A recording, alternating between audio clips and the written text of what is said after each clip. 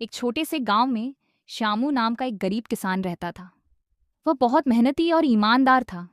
उसके पास थोड़ी सी जमीन थी जिसमें वह मक्के की खेती करता था।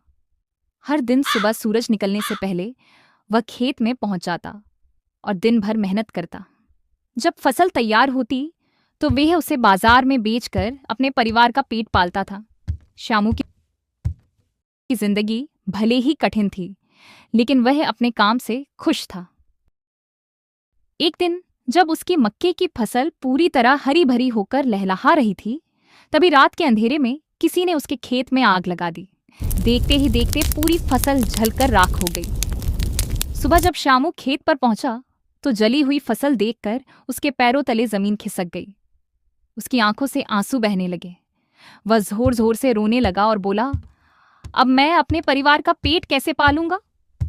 उसी पेड़ पर एक चुड़ैल रहती थी, लेकिन वह कोई बुरी चुड़ैल नहीं थी, बल्कि बहुत दयालु थी। उसने श्यामू को रोते हुए देखा तो उसका दिल पसीज गया और श्यामू के पास आकर बोली, किसान, तुम क्यों रो रहे हो। श्यामू डर गया, लेकिन फिर अपनी दुख भरी कहानी उसे सुना दी। चुड़ैल ने मुस्कुराते हुए कहा, डरो मत, मैं तुम्हारी मदद करूंगी।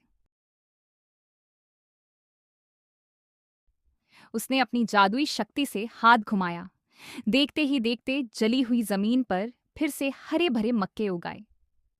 कुछ ही पलों में पूरा खेत पहले से भी ज्यादा सुंदर और लहलहाता हुआ दिखने लगा। श्यामू ये चमत्कार देखकर हैरान रह गया।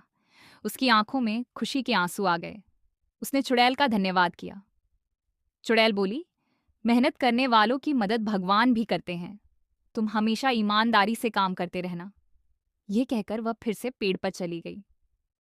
उस दिन के बाद श्यामू और भी मेहनत करने लगा और खुशहाल जीवन जीने लगा।